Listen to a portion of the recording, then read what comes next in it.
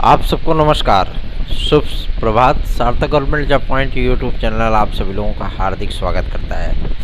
यदि आप इस चैनल पर नए हैं तो चैनल सब्सक्राइब, वीडियो को लाइक, शेयर ये 3 कार्य करेंगे और बेल आइकन दबा कर रखेंगे तो आपको नोटिफिकेशन मिल जाएगा और आप उसे शेयर कर सकेंगे। याद रखिए, सार्थक government job point YouTube channel ना केवल आपको रियल और ऑथेंटिक, सत्य और प्रामाणिक सूचनाएं प्रदान करता है, बल्कि आपकी समस्याओं के लिए ज़मीनी स्तर पर कार्य भी करता है। इसमें हमारा कोई स्वार्थ नहीं है। कुछ भाइयों का ये मत है कि आप अगर काम करते हैं विद्यार्थियों के लिए तो जाहिर सी बात है इसमें आपको धन भी मिलता होगा। मैं धन लेते ही नहीं किसी से। जो भी समस्याएं विद्यार्थियों की होती हैं, जाहिर सी बात है वो मैं अपनी समस्याएं मान करके कार्य करता हूँ, ठीक है ना। और सारी समस्याएं जो है वो पूरी तरीके से निराकरित कराने पर ही आत्मबल आता है और एक खुशी सी मिलती है कि हाँ चलिए हमारी वजह से किसी का भला हो गया, ठीक है ना। भले ही वो इसको माने अथवा ना माने, वो अलग चीज़ है। चलिए खबरों की शुरुआत कर लेते हैं। फटाफट आप सभी लोगों को सारी अपडेट देंगे, इसलिए वीडियो में एंड तक ज़रूर बने रहें और चैनल को सब्सक्राइब करके शेयर ज़रूर कर दीजिए वीडियो, ठीक है। चलिए खबरों की शुरुआत कर लेते हैं। जैसा कि आपको पूर्ववत पता है, 2016 के विद्यार्थियों का जो काउंसलिंग होने चल रहा है, ठीक है ना, इसमें बहुत से विद्यार्थियों की काउंसलिंग होनी है और मैं आप लोगों को बता दूं जितना आप लोगों ने एक्सपेक्ट नहीं किया होगा, ठीक है, मतलब जितनी आपने उम्मीदें नहीं की होंगी उससे कहीं अधिक पद आपको काउंसलिंग के माध्यम से प्रतीक्षा सूची वाले विद्यार्थियों को प्राप्त होने चल रहा है। मैं 2016 की बात कर रहा हूँ, 2021 की नहीं, ठीक है ना। पहले 2016 को डिस्कस कर लेता हूँ। 2016 वाले हमारे जो भाई बहन हैं, ठीक है, बहुत दिन से उन्होंने इंतज़ार किया। 16/4/20 होता है, 20/3/23 होता है ना। 7-8 साल का समय बीत गया और इतने समय बाद उनको जो है मतलब नौकरी मिलने चल रही है, तो जाहिर सी बात है कि उनके मन में और पेटों में तितलियां तो उड़ती ही होंगी कि मेरा हो जाएगा, मेरा हो जाएगा, मेरा हो जाएगा। लेकिन मैं आप सभी लोगों से एक बात कहना चाहता हूँ कि ऐसा नहीं कि केवल एक ही प्रतीक्षा सूची से आप लोगों का काम हो जाएगा। इसके बाद एक और प्रतीक्षा सूची भी आएगी, मतलब एक काउंसलिंग और आएगी आपकी, ठीक है ना। जैसा कि कल मैंने शाम की वीडियो में बताया था, बहुत सारे पदों पर आप लोगों को काउंसलिंग का मौका मिलेगा और विद्यार्थियों को नियुक्तियाँ भी मिलेंगी, क्योंकि पद आप लोगों के लिए बहुत सारे रिक्त हैं, ठीक है। 2016 की मैं बात कर लूँ तो अधिकाधिक पद रिक्त हैं। अभी मैं फ़िलहाल आंकड़े नहीं बताऊंगा क्योंकि ये थोड़ा सा गुप्त मैटर है, इसलिए आप लोगों को पब्लिकली हम जो है आंकड़े नहीं बता सकते कितने पदों पर आपको मिलेगी काउंसलिंग। लेकिन शिक्षा निदेशालय से जो जानकारी प्राप्त हुई है उस बात की सूचना मिली है कि अच्छे खासे पदों पर आप लोगों को ये काउंसलिंग देखने के लिए मिलने वाली है। बात करते हैं 2021 के विद्यार्थियों का। 2021 के विद्यार्थियों में आपको पता होगा टीजीटी में जितने भी विषय आपके हैं, चाहे वो हिंदी हो, संस्कृत हो, गणित हो, अंग्रेजी हो, उर्दू हो, कॉमर्स हो, गृह विज्ञान हो, जीव विज्ञान हो, विज्ञान हो, कला हो, ठीक है ना, इन समस्त विषयों में अभी आपने देखा होगा कुछ विषयों का मतलब शेड्यूल जारी किया जाता है, कुछ विषयों का रोक लिया जाता है। अभी ये स्थितियां हैं कि जिन विषयों का रोक लिया गया है उन विषयों का भी कार्यक्रम आप लोगों को बहुत जल्दी ही देखने के लिए मिलने वाला है, ठीक है ना। एक रीशेड्यूल आप बोल सकते हैं उसको। तो ऐसा नहीं कि केवल मतलब इन्हीं विषयों का विद्यार्थियों का होगा चयन, बाकी विद्यार्थी क्या जो है मतलब काना भाटा खाए हैं बेचारे, उनका भी चयन होगा, उनको भी प्रतीक्षा सूची, भाई वो भी तो प्रतीक्षा सूची में है, तो उन्हें भी मौका मिलना चाहिए, है ना। तो जाहिर सी बात है आप लोगों को परेशान होने की आवश्यकता बिल्कुल भी नहीं है और आप लोगों को अच्छे खासे पदों पर, मैं अकेले अगर 2021 के विद्यार्थियों की बात कर लूँ तो काफ़ी सारे विद्यार्थियों का चयन होना इसमें तय है, क्योंकि इसके पहले आपकी LT ग्रेड फाइनल हुई, मतलब कुछ विद्यार्थियों को नियुक्तियां मिली, ठीक है, और LT ग्रेड के कुछ कला के विद्यार्थियों की भी नियुक्तियां हो रही हैं, है ना। और साथ ही साथ आपके LT का जो वेटिंग लिस्ट है वो भी कंफर्म हो रहा है, मतलब हो गया है। और GIC प्रवक्ता फाइनल हुई है, उसके बाद असिस्टेंट प्रोफेसर फाइनल हुई, फिर PCS फाइनल हुआ, ठीक है। तो ऐसे कई बड़े पदों पर मतलब कई बड़ी वैकेंसियों का उद्धार होना टीजीटी के लिए आप लोगों के लिए एक संजीवनी साबित हो गया। ठीक है, मतलब आप लोगों को अवसर मिलने लगे। तो निश्चिंत होकर के, बेफिक्र होकर के आप सभी लोग इस चैनल को सब्सक्राइब कर लीजिए और वीडियो को लाइक कर दीजिए। जितने भी विद्यार्थी प्रतीक्षा सूची में हैं, टॉप 30 विद्यार्थी, वो अपनी नियुक्ति के लिए आश्वस्त हो सकते हैं। ठीक है ना, इनको चिंतित होने की या परेशान होने की आवश्यकता बिल्कुल भी नहीं है। और जिन विद्यार्थियों का इस बार की काउंसलिंग में नहीं हो रहा है, उनको निराश होने की भी आवश्यकता नहीं है। ऐसा नहीं है कि मतलब उनके अवसर चले गए, नहीं, अवसर नहीं गए हैं। ठीक है ना, अभी तक ये वैकेंसी को क्लोज नहीं इसलिए नहीं किया गया है क्योंकि इसमें बहुत सारे पद रिक्त हुए हैं, आपके 2021 में भी और 2016 में भी। ठीक है, अब कैटेगरी वाइज जिन पदों का बंटवारा किया गया था उसमें अनरिजर्व कैटेगरी में भी काफ़ी अच्छी खासी सीटें हैं, साथ ही साथ शेड्यूल कास्ट में भी सीटें हैं, ओबीसी कैंडिडेट के लिए भी सीटें हैं और एसटी कैंडिडेट के लिए भी सीटें मौजूद हैं। ठीक है ना, तो आप लोगों को चिंतित होने की बिल्कुल भी आवश्यकता नहीं है। थोड़ा सब्र रखना सीखिए। ठीक है ना, थोड़ा धैर्य रखेंगे तो कार्य थोड़ा जल्दी संपादित होता है। ठीक है, अब पता लगा कि मतलब आ गया शेड्यूल तो एकदम से जो है मतलब प्राण देने के लिए तैयार हो गया कि अरे मेरा होगा कि नहीं, मेरा होगा कि नहीं।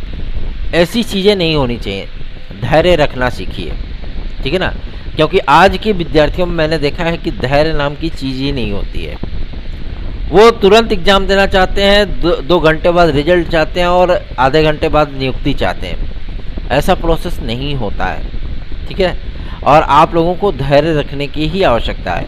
अगर आप धैर्य नहीं रखेंगे तो जाहिर सी बात है आपका जो माइंड सेटअप है वो डिप्रेस्ड हो जाएगा, फिर आप अवसाद में चले जाओगे, है ना। अच्छी बातें भी आपको बुरी लगेंगी, तो इससे बेहतर है कि अपने आप को पॉजिटिव बनाए रखिए। ठीक है, जो विद्यार्थी वेटिंग लिस्ट में है उनको चिंतित होने की आवश्यकता नहीं है, उनका दायरा बढ़ाया जाएगा। अभी टॉप 30 विद्यार्थियों का हो रहा है, तो जाहिर सी बात है कि आगे चल करके आप सभी लोगों को जो रीशेड्यूल आएगा उसमें 70 नंबर तक के विद्यार्थियों का, मतलब टॉप 70 अंडर 100 ही है, कुछ कुछ विषयों में आप लोगों को 100 के ऊपर भी देखने के लिए मिलेगा। ठीक है ना, तो चिंतित होने की आवश्यकता नहीं है। हम ऐसे ही कोई बातें नहीं करते हैं। जब कोई आधार मिलता है, कोई सूचना मिलती, किसी बात में कोई दम होता है, तभी मैं वो बातें करता हूँ। चलिए आगे बढ़ते हैं। अब बात करते हैं आप सभी लोगों के सबसे महत्वपूर्ण मुद्दे को लेकर के, जो कि संबंधित है आपके टीजीटी पीजीटी की परीक्षा तिथियों को लेकर के। कुछ हमारे भाई बंधु हैं, कहते हैं भैया आप सब चीज़ों की बात करते हो लेकिन परीक्षाओं को लेकर के बात नहीं करते हो। मैं आप लोगों से बताना चाहता हूं, परीक्षाएं आप सभी लोगों की पूर्ण नियत है। आप लोगों को सितंबर में ये परीक्षा देखने के लिए मिल जाएगी, पहले प्रवक्ता फिर टीजीटी। ठीक है ना, तो आप लोग तैयारियां शुरू कर दीजिए क्योंकि आप लोगों को ज़्यादा समय नहीं दिया जाएगा। नया शिक्षा सेवा चयन आयोग कब तक बन रहा है? कुछ लोगों का ये मानना है कि चूँकि 24 तारीख को एक हाईकोर्ट में हियरिंग लगी हुई है, उसके पहले आयोग बन जाएगा, ऐसी उम्मीदें जताई जा रही हैं। लेकिन मैं आप लोगों को बता दूं, फिलहाल हाईकोर्ट के केस से नए आयोग के गठन का कोई भी संबंध नहीं है। ठीक है ना, कोई भी संबंध नहीं है। इसलिए आप लोगों को ये उम्मीदें पाल करके रखना कि 24 तारीख के पहले पहले अधिसूचना आ जाएगी, गठित हो जाएगा। मैं ये नहीं कह रहा हूँ कि जुलाई में गठित नहीं होगा। ठीक है ना, क्योंकि जब हम लोगों ने मंत्री महोदय और मुख्यमंत्री महोदय से मुलाकात की थी तो उन्होंने भी स्पष्ट कर दिया था कि नए आयोग में वैधानिक जो त्रुटियां हैं उनको दूर किया जा रहा है और बहुत जल्दी ही हम लोग इसका गठन कर देंगे। ठीक है ना, और सबसे बड़ी चीज़ ये है कि सदस्यों के नामों का जो चयन है वो पहले ही हो चुका है। अध्यक्ष कौन बनेगा ये भी चयनित हो चुके हैं, है ना। परीक्षा नियंत्रक, सचिव, उप सचिव कौन बनेंगे ये भी क्लियर हो चुका है। बस मुख्यमंत्री महोदय के माध्यम से एक निर्देश जारी होना, एक आदेश जारी होना, जिसको जीओ आप लोग बोलते हो। उसके बाद नियुक्ति प्रक्रिया स्टार्ट हो जाएगी और नियुक्ति प्रक्रिया स्टार्ट होने के बाद कुछ लोगों का ये कहना है कि आयोग को समझने में तो मतलब प्रक्रियाओं को समझने में थोड़ा सा वक्त लगेगा, 2-4 महीने का। अरे तो क्या वो जो है मतलब नौसिखिया ड्राइवर हैं क्या, जो जिनको गाड़ी चलाना सीखना पड़ेगा? वो रिटायर्ड आईएएस हैं, रिटायर्ड जज हैं, है ना। तो जाहिर सी बात है कि उनको प्रशासन का और एग्ज़ाम आदि कराने का जो शेड्यूल पता है वो बहुत अच्छी तरीके से आता है। तो तो आप लोगों को ज़्यादा वक्त नहीं मिलेगा। इस गफलत में मत रहिएगा कि आप लोगों को 4-5 महीने का समय मिल जाएगा आयोग गठित होने के बाद भी, कि चलो भैया 5 महीने का समय मिल गया, अब चलो हम टीजीटी की तैयारी करते हैं, ठीक है ना। तो इसे गलतफहमी में बिल्कुल मत रहिए, आराम से तैयारियां करिए, शुरू कर दीजिए पढ़ाइयाँ, ठीक है ना। TET, CTET, super TET, TGT, PGT, LT, GSC, UP constable, खंड शिक्षा अधिकारी, यूपी ट्रिपल एससी आदि की भर्ती परीक्षाओं में सम्मिलित होने और आपको निश्चित सफलता प्राप्त करने के लिए प्राप्त करना होगा क्या, हमारे नोट्स को 830-3272-282 इस व्हाट्सएप नंबर पर आप लोग संपर्क कर सकते हैं और हमारे नोट्स आदि को प्राप्त कर सकते हैं। चलिए आगे बढ़ते हैं। अब बात करते हैं आपके नए शिक्षा सेवाचयन आयोग की। नए शिक्षा सेवाचयन आयोग की जो काउंटडाउन है, मतलब जो गठन की प्रक्रिया है, वो 15 जुलाई से स्टार्ट होगी और 15 जुलाई से लेकर के 15 अगस्त के बीच में आप लोगों का आयोग अस्तित्व में आ जाएगा। ऐसा मैं क्यों कह रहा हूँ, इसकी एक मात्र वजह है, वजह है सर्वोच्च न्यायालय के बीएड बनाम बीटीसी केस का फाइनल ऑर्डर, ठीक है ना। क्योंकि बीएड बनाम बीटीसी केस का फाइनल ऑर्डर यदि आप लोगों का 25 जुलाई के पहले पहले आ जाता है, तब तो आयोग आप सभी लोगों का 31 जुलाई के पहले पहले गठित हो जाएगा। अदरवाइज अगर ये केस थोड़ा सा और डिले होता है, आगे बढ़ाया जाता है, ऑर्डर नहीं आ पाता है, अगस्त में आता है, तो जाहिर सी बात है कि आपके आयोग की जो चयन प्रक्रिया है, मतलब जो गठन की प्रक्रिया है, वो अगस्त में चली जाएगी, ठीक है ना। हाई कोर्ट के असिस्टेंट प्रोफेसर वाले केस से, ठीक है ना, इसका कोई भी संबंध नहीं है, कोई संबंध नहीं है, स्पष्ट कर देना हो इस बात को, ठीक है। ऐसा नहीं है कि मतलब आपका आयोग बनने में 2-4 महीने लगेंगे, नहीं, इन्हीं 1 महीनों के भीतर इसका गठन हो जाएगा, ठीक है। और चूंकि अगला वर्ष आप सभी लोगों को देखने के लिए मिलना होगा भाई, आम चुनाव होने वाले हैं, मैंगो इलेक्शन है ना, तो mango election for mango man, है ना। जाहिर सी बात है आम आदमी के लिए तो आम चुनाव है, तो आप लोग चुनावों की चिंता छोड़िए, अपने भविष्य की चिंता करिए, तैयारियों में जुट जाइए, पढ़ाई शुरू कर दीजिए, ठीक है। क्योंकि आगामी आने वाला भविष्य किस गर्त में अपने क्या क्या लेकर के बैठा हुआ है कोई नहीं जानता, ठीक है ना। काफ़ी सारी प्रक्रियाएं बदल जाएंगी, आपको माध्यमिक लेवल पे भी टीईटी पास करना होगा, तमाम चीज़ें बदलेंगी। इससे बेहतर है भैया इसी में ले लो नौकरी, क्या दिक्कत है ना। तो तैयारियां बेहतरीन ढंग से करिए और सार्थक government job point YouTube channel को सब्सक्राइब करके वीडियो को लाइक जरूर कर दीजिए। मैं माध्यमिक लेवल पे टीईटी की बात क्यों कर रहा हूँ, क्योंकि इसका प्रपोजल है आपके आयोग में, जो शिक्षा सेवाचयन आयोग बन रहा है उसमें इसका प्रपोजल भी है कि माध्यमिक लेवल पे एक टीईटी कराई जाए। आप यूपी ट्रिपल एससी की तैयारी करते हो, पीईटी देते हो, प्रारंभिक अर्हता परीक्षा, आप जो असिस्टेंट प्रोफेसर की तैयारी करते हो, प्रोफेसर की तैयारी करते हो, राजकीय विद्यालयों की, शासकीय राजकीय विद्यालयों की तैयारी करते हो, आप नेट जेआरएफ देते हो, आप प्राइमरी अपर प्राइमरी की तैयारी करते हो, यूपीटीईटी देते हो, तो माध्यमिका ऐसा काहे के लिए बचा रहे हैं। इस बार आप लोगों को यूपीटीईटी में ये चीज़ें भी देखने के लिए मिलने वाली हैं, ठीक है ना। तो चिंतित बिल्कुल मत होइए कि अरे इस बार होगा है, ऐसे ही हो जाएगा, ऐसा नहीं होना है। प्रक्रियाएं आगे बढ़ाई जाएंगी, लेकिन ये वैकेंसी आप सभी लोगों के लिए आखिरी वैकेंसी साबित होने चल रही है। चलिए आगे बढ़ते हैं। अब बात करते हैं आप सभी लोगों के सबसे महत्वपूर्ण मुद्दे को लेकर के, जो कि संबंधित है यूपी कांस्टेबल के नए विज्ञापन को लेकर के। यूपी कांस्टेबल का नया विज्ञापन आप सभी लोगों का एक यक्ष प्रश्न है कि आखिर इसमें आयु सीमा में छूट मिलेगी कि नहीं मिलेगी। देखिए, आदरणीय मुख्यमंत्री महोदय जिस दिन कैबिनेट की मीटिंग ले लिए, उसी दिन ये बात क्लियर हो जाएगी कि आप लोगों को आयु सीमा में छूट यूपीपीएससी और यूपीपी ये दोनों में प्राप्त होगा कि नहीं होगा।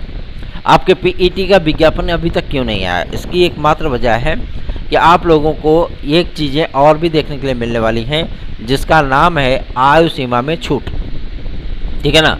इसका भी प्रस्ताव यूपीट्रिपलएससी के माध्यम से बना करके भेजा गया है, ठीक है। और विद्यार्थियों को अभी 15% 20% बुलाया जाता है मुख्य परीक्षाओं में।